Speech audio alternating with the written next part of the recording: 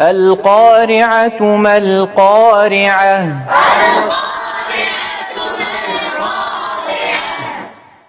من يستخرج لي أحكام هذه الآية؟ زيد صلاح. القارعة كاين لام قمرية. أيه. والقاف كاين تفخيم. تفخيم في القاف. زيد حكم الراء. الراء مرققة لأنها مكسورة. لأنها مكسورة. زيد. وكاين ما القارعة كاين نفس الحكم تفخيم القاف. نعم. والال ديال القمرية لأنها ظاهرة. علاش القمرية؟ لأنها ظاهرة مثل القمر. نعم ظاهرة مثل ال ديال القمر. وما أدراك ما القارعة.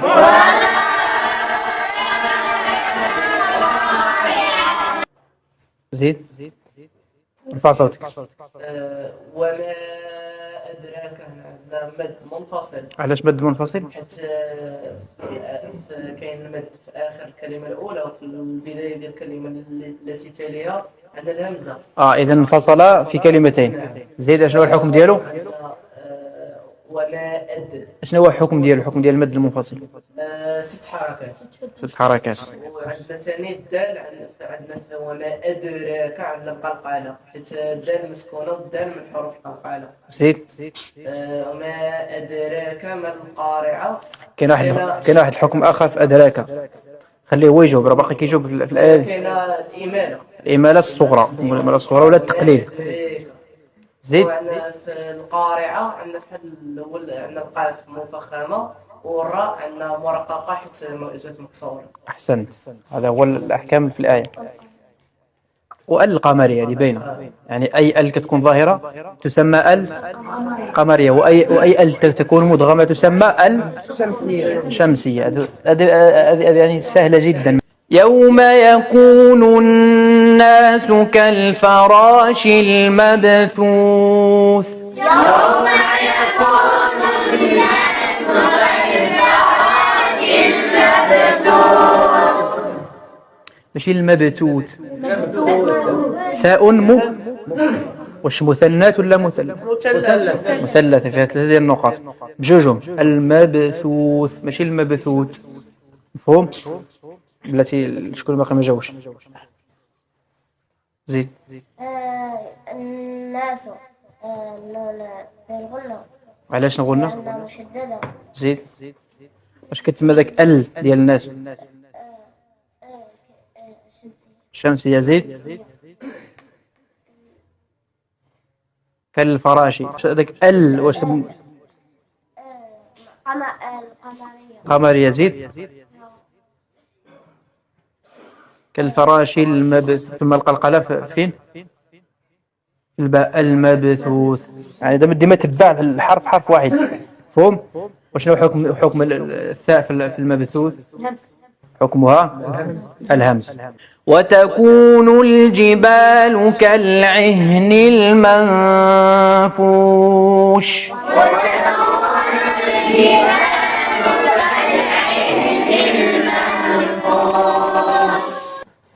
زيد.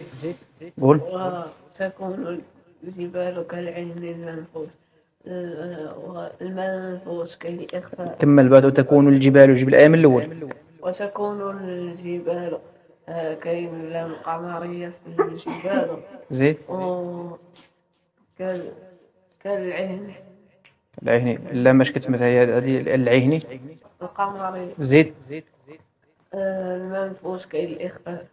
علاش الإخفاء؟ حيت كاين النون الساكنة والفاء. نعم المنفوش هنا حكم الإخفاء، لأن النون الساكنة جاء بعدها حرف الفاء، وحرف الفاء من حروف الإخفاء 15. صف ذاتنا كم جاد شخص قد سما كن طيبا. زد في الشيء عندنا في أول حرف من كل كلمة. فأما من ثقلت موازينه.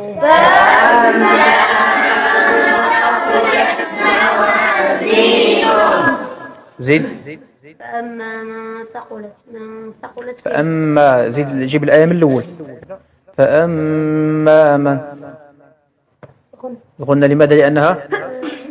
لأنها ميم مشددة، وغنى ميما ثم نونا شديدة، لكن ديروا فيها الغنى لأنها مشددة. زيد. من كاين الإخفاء. من ثقلت اش كاين هنا؟ من ثقلت كاين الإخفاء. علاش الإخفاء؟ لأن بعدها حرف من حروف الإخفاء وهو الثاء. صفة ذاتنا كم جاء شخص قد سمى طيبا زد في تقن صف ذا ثنا صف ذا ثنا هذاك هو حرف الإخفاء. فهو في عيشة راضية.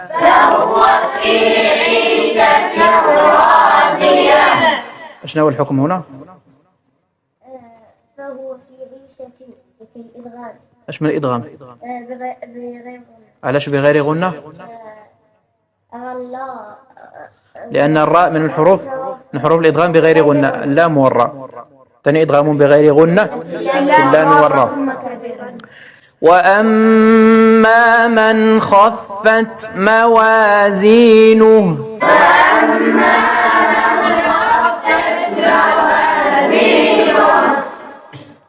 زين. وأما كاين الغنة اللي مشددة زين مشددة زين. ما خفت كاين الإخفاء. لا من خفت مش الإخفاء. كاين الإظهار الإظهار. أحسنت. لماذا؟ لأن المنطق على حرف الإظهار والخاء من خفت موازينه. زيد. وش الحكم ديال التاء في خفت؟ الهمس. حكمه الهمس. فأمه هاوية. شنو الحكم في هذه الآية؟ زيد العد. فأم ميم مشددة حكمها وميم وغن ميما. حكمها الغنة. وغن ميما ثم نونا شددا. وما أدراك ما هي.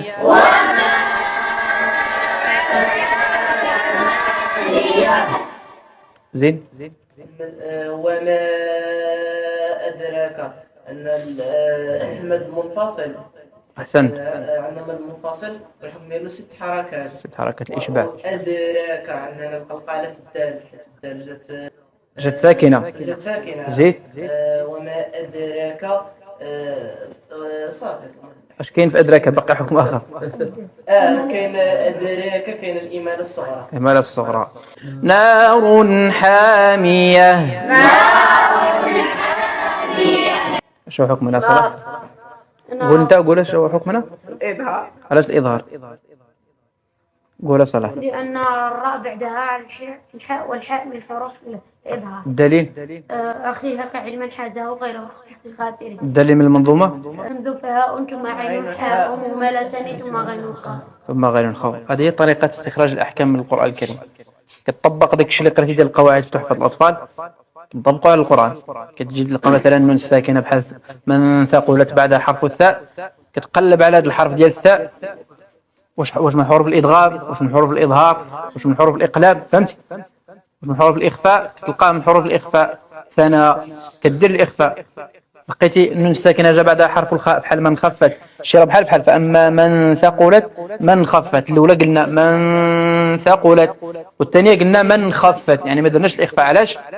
لأن الحكم تغير بتغير الحروف اللي كتجي بعد النون الساكنة. إذا جاء بعدها حرف من حروف الإظهار كندير الإظهار بحال الخاء، إذا جاء بعدها حرف من حروف الإخفاء بحال الثاء كندير الإخفاء. كذلك التنوين جاء بعده حرف الراء كندير الإدغام بغير غنة، وهكذا. يعني هذا الشيء سهل، يعني نفس الأحكام تتكرر في جميع سور القرآن. الأحكام اللي كاينه في القارعة هي اللي كاينه في التكاثر، هي اللي كاينه في العصر، هي اللي كاينه في الهمزة، هي اللي كاينه في الفيل، هي اللي كاينه في البقرة. مفهوم؟ يعني الإنسان خصو يدرب نفسه على استخراج الأحكام وتطبيقه، ماشي استخراج الأحكام فقط. لا، راه كاين الإخفاء تما، خصك دير الإخفاء، خصك تطبق الإخفاء بالحركتين ديالو. كاين المد هنا خصني نطبق المد بست الحركات ديالو، ماشي غير نقول راه المد كاين ولكن ملي نقراه ما ندير فيه حتى حركة. مفهوم؟ لابد من معرفة الأحكام مع التطبيق. سبحانك اللهم وبحمدك أشهد أن لا إله إلا أنت أستغفرك وأتوب إليك.